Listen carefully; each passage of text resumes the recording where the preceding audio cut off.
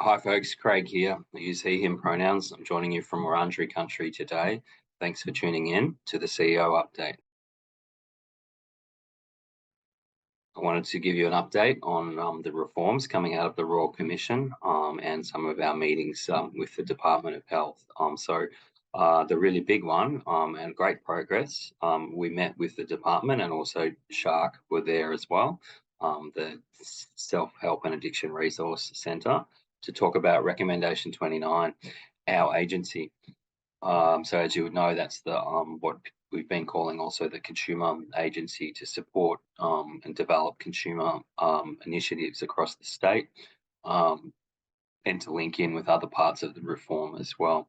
So Tuesday and Wednesday last week, we had in the morning half-day workshops looking at ways of working together and the tasks that we needed to do and the work plan ahead.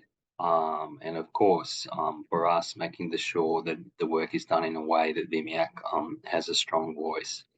So that was really, really good progress. And it was certainly nice to be able to have that luxury of stopping and thinking a bit more in a bit more of a reflective way as well. Also to do with the reform, maybe one other sort of highlight has been the work going on around access and triage. We know from talking to many of you that accessing services can be hard and people can lose their connection with services in the very initial stages to try and connect.